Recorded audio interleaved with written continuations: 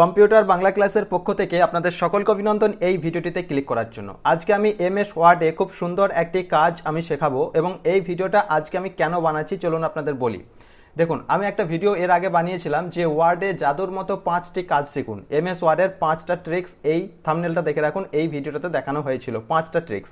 এর মধ্যে একটা ট্রিক্স ছিল যে আপনি আন্ডারলাইন যে তলায় দেন, মানে কোনো কিছু টেক্সট লেখার পর নিচে যে আন্ডারলাইন দেন, তো সেই আন্ডারলাইন দেওয়ার শর্টকাট ট্রিক্স আমি দেখিয়েছিলাম। তো এই ভিডিওটাতে একজন কমেন্ট করেছিলেন দর্শক, ওনার নাম এখানে আমি দেখাবার চেষ্টা করছি, আজাদ মির। উনি কমেন্ট করেছিলেন যে টেক্সটের নিচে আন্ডারলাইন তো দেখলাম, উপরে আপার লাইন কিভাবে করে বলবেন। আপার লাইন বলতে কি বোঝায়, আপনি ধরুন কোনো কিছু লিখেছেন, যেমন আমি একটু দেখাই এখানে, জাস্ট এই যে সিগনেচার আমি এটা লিখেছি, উপরে যে লাইনটা দেখতে পাচ্ছেন এটাকে বলা হচ্ছে আপার লাইন। তো এই ধরনের সিগনেচারের উপরে আপনাকে আপার লাইন কিন্তু দিতে হয় কোনো বিজ্ঞপ্তি বা নোটিশ লেখার সময় বা অফিসিয়ালি কিছু কাজ করার সময় কোনো টেক্সটের উপরে কিন্তু আপনাকে লাইন দিতে হয়। তো সেটা হচ্ছে আপার লাইন। তো এই আপার লাইনটা আপনি কিভাবে দেবেন, এবং এর 3টে পদ্ধতি আছে, মানে 3 রকমভাবে আপনি এই আপার লাইনটা দিতে পারবেন। তো আমি 3টে পদ্ধতি আপনাদের একটা একটি করে দেখাবো। পুরো ভিডিওটা অবশ্যই মন দিয়ে দেখুন এবং চ্যানেলে প্রথম হয়ে থাকলে সাবস্ক্রাইব করে নোটিফিকেশন বেলটি অল বাটনে প্রেস করে রেখে দিন। চ্যানেলের প্রতিটি ভিডিও আপনি দেখুন, আপনি কম্পিউটারের এক্সপার্ট হয়ে যাবেন। চলুন দেরি না করে আমরা 3টে পদ্ধতিতে এই আপার লাইন দেওয়ার প্রসেসটা শিখে ফেলি। এর জন্য আমি এটাকে ক্লোজ করলাম, জাস্ট আমি এখানে এটাকে ক্লোজ করে আমি নতুনভাবে একটা ওয়ার্ড আমি এখানে ওপেন করলাম। এই ওয়ার্ডে আমি এখানে লিখছি, জাস্ট সিগনেচারই আমি লিখলাম। আচ্ছা, সিগনেচার লেখার পর আমি এটাকে একটু বড় করে দিই, আপনাদের বুঝতে সুবিধা হবে তাহলে।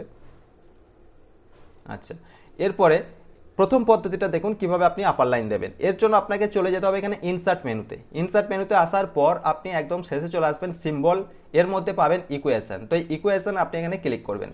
ক্লিক করার পর দেখুন নিচে অপশন আছে ইনসার্ট নিউ ইকুয়েশন, ভালো করে দেখে রাখুন, ইনসার্ট নিউ ইকুয়েশন, এখানে আপনি ক্লিক করবেন। ক্লিক করার পর দেখুন এখানে জাস্ট ডিজাইন ট্যাবটা অটোমেটিক চলে আসবে। এর মধ্যে স্ট্রাকচার, এর মধ্যে আপনি পেয়ে যাবেন এখানে অ্যাসেন্ট, ACCENT, অ্যাসেন্ট, এখানে ক্লিক করবেন। ক্লিক করার পর মাউসে করে আপনি স্ক্রল করবেন। তো এখানে দেখুন ওভারবার্স অ্যান্ড আন্ডারবার্স, এই অপশনের মধ্যে ওভারবার, এখানে আপনি চলে আসবেন, এই যে ওভারবার, এটাতে আপনি ক্লিক করবেন। ক্লিক করার পর দেখুন এখানে কিন্তু উপরে আপার লাইনটি চলে এসছে। এরপর আমি পাশে ক্লিক করব, দেখুন পাশে ক্লিক করলে সঙ্গে সঙ্গে কিন্তু এটা উপরে যে আপার লাইন সেটা কিন্তু আপনাকে দেখাচ্ছে। তো এই ধরনের কোনো কিছু সিগনেচার বলুন বা কোনো কিছু টেক্সটের উপর আপনি আপার লাইন অ্যাড করতে পারবেন। এটা ছিল প্রথম পদ্ধতি। এরপর আমি চলে যাচ্ছি দ্বিতীয় পদ্ধতি। দ্বিতীয় পদ্ধতি আমি এখানে সিগনেচার কথাটি আরেকবার লিখলাম এবং এটিকে আমি আরেকটু বড় করে দিচ্ছি। এরপরে দেখুন জাস্ট এটাতে আমি আপার লাইন করে আপনাদের দেখাবো। এর জন্য একই প্রসেস, প্রথমে আপনি সিলেক্ট করবেন। এমএস ওয়ার্ডে আপনি যাই করবেন সেটাকে কিন্তু সিলেক্ট করতে হবে, এটা মনে রাখবেন। সিলেক্ট করলেন, এরপরে আবার আপনি ইনসার্টে চলে যাবেন, এটা দ্বিতীয় পদ্ধতি। কেমন, ইনসার্টে চলে যাবেন, এখান থেকে চলে যাবেন সেভ, এই সেভে আপনি ক্লিক করবেন। সেভে ক্লিক করার পর দেখুন লাইন অপশনটা আপনি পেয়ে যাবেন, এই লাইনে এখানে ক্লিক করবেন। আচ্ছা, এরপরে প্লাস চিহ্নটা চলে আসবে। এরপর আপনি কিবোর্ডে শিফট কিটা প্রেস করবেন, তাহলে লাইনটা সোজা হবে। শিফট কিটা প্রেস করবেন, এরপর আপনি যেখান থেকে মানে আপার লাইন দেবেন সেখান থেকে আপনি মাউসে এইভাবে ড্র্যাগ করবেন। ঠিক আছে, ড্র্যাগ করে এইভাবে আপনি ছেড়ে দিন। দেখুন পাশে ক্লিক করুন, এখানেও কিন্তু আপার লাইন চলে এসছে। ঠিক আছে, এইভাবে আপনি আপার লাইন দিতে পারেন। এটা ছিল 2 নাম্বার পদ্ধতি, দ্বিতীয় ট্রিক্স। এরপর আমি চলে আসছি এখানে তৃতীয় পদ্ধতি, আপনাদের আমি দেখাচ্ছি।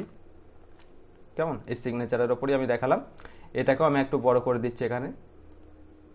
আচ্ছা, বোল্ড করলাম, এটাকে এইভাবে সিলেক্ট করবেন, এটা তৃতীয় পদ্ধতি। এরপর আপনি চলে যাবেন এখানে, জাস্ট হোম মেনু বারের মধ্যেই চলে আসবেন। এখান থেকে দেখুন এই এখানে ক্লিক করবেন, যেখান থেকে আপনি বর্ডার দেন, কেমন, বটম বর্ডার, এই অপশনটা আপনি এখানে চলে আসবেন। এই আরো বাটন এখানে ক্লিক করবেন। ক্লিক করার পর দেখুন এখানে টপ বর্ডার, এটাকে আপনি সিলেক্ট করবেন, টপ বর্ডার। আচ্ছা, টপ বর্ডার সিলেক্ট করলেন, দেখুন এখানে বর্ডার, এখানে উপরে আপার লাইনটি কিন্তু এইভাবে চলে এসছে। এখন আপনার মনে প্রশ্ন আসতে পারে এখানে পুরোটা চলে এলো, পুরোটা কিভাবে আপনি কমাবেন সেটাও আমি দেখাবো। তো তার আগে বলি, এটা কিন্তু আপনি চট করে ইউজ করবেন না, আমি প্রথম যেটা দেখিয়েছি সেটাই কিন্তু আপনি ইউজ করবেন। খুব শর্টকাট পদ্ধতিতে আপনি করতে পারবেন।